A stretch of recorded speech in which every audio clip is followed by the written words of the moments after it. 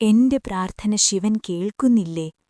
എന്നാൽ സത്യമിതാണ്, ശിവൻ ഒരിക്കലും ഒരു പ്രാർത്ഥനയും കേൾക്കാതെ പോയിട്ടില്ല. ചില പ്രാർത്ഥനകൾക്ക് ഉത്തരം വാക്കുകളായി വരില്ല, അത് സാന്നിധ്യമായി വരും. ഒരിക്കലൊരു ഗ്രാമത്തിൽ ഒരാളുണ്ടായിരുന്നു. വലിയ സമ്പത്തോ പേരോ ഒന്നുമില്ല. പക്ഷെ എന്ത് സംഭവിച്ചാലും ശിവനെ കുറ്റപ്പെടുത്താത്ത ഒരു സ്വഭാവം അവനുണ്ടായിരുന്നു. ദിവസവും പുലർച്ചെ അവൻ ശിവാലയത്തിലെത്തും. വലിയ പ്രാർത്ഥനകളൊന്നുമില്ല, ഒരേ വാക്കുമാത്രം: ശിവ, നീ അറിയും. ജീവിതം അവനെ ഒരുപാട് പരീക്ഷിച്ചു.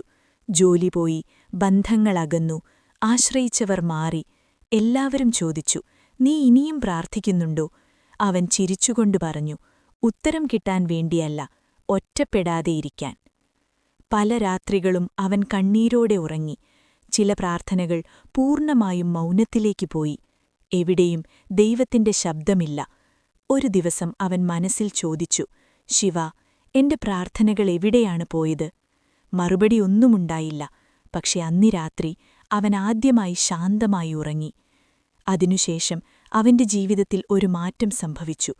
സാഹചര്യങ്ങൾ മാറിയില്ല, പ്രശ്നങ്ങൾ തീർന്നില്ല, പക്ഷെ അവൻ തകർന്നില്ല. വേദനകൾ വന്നപ്പോൾ അവൻ പതറാതെ നിന്നു. നഷ്ടങ്ങൾ വന്നപ്പോൾ അവൻ ശപിച്ചില്ല. അപ്പോഴാണ് അവൻ മനസ്സിലാക്കിയത്, ശിവൻ അവന്റെ പ്രാർത്ഥനയ്ക്ക് ഉത്തരം നൽകിയിരുന്നു. പക്ഷേ സംഭവങ്ങൾ മാറ്റിക്കൊണ്ടല്ല, അവനെ മാറ്റിക്കൊണ്ടാണ്.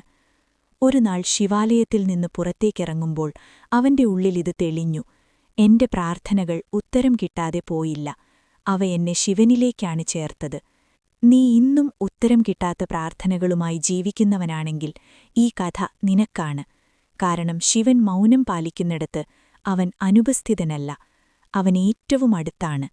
ചില പ്രാർത്ഥനകൾ സമ്പത്ത് ചോദിക്കും, ചിലത് ആശ്വാസം തേടും. എന്നാൽ ചില പ്രാർത്ഥനകൾ നമ്മെ ഉള്ളിൽ നിന്ന് ശക്തനാക്കാനാണ്. അതിനാൽ നിന്റെ ജീവിതത്തിൽ എല്ലാം ഇപ്പോഴും ശരിയായില്ലെങ്കിൽ അത് നിഷേധമല്ല, രൂപീകരണമാണ്. ഉത്തരം കിട്ടാത്ത പ്രാർത്ഥനകളുടെ അകത്തു തന്നെ ശിവന്റെ സാന്നിധ്യം ഒളിച്ചിരിക്കുന്നു. നീ ഒറ്റയ്ക്ക് കരഞ്ഞ രാത്രികളിൽ നിന്നെ പിടിച്ചു നിർത്തിയത് ആ സാന്നിധ്യമായിരുന്നു. ഇന്ന് നീ തകർന്നില്ലെങ്കിൽ, ഇന്ന് നീ വിശ്വസിക്കുന്നുണ്ടെങ്കിൽ, ഇന്ന് നീ എഴുന്നേറ്റ് നടക്കുകയാണെങ്കിൽ അതാണ് ശിവന്റെ മറുപടി. ശിവൻ ചിലപ്പോൾ മൗനം പാലിക്കും, പക്ഷെ ഒരിക്കലും നിന്നെ വിട്ടുപോകില്ല. ഹര ഹര മഹാദേവ.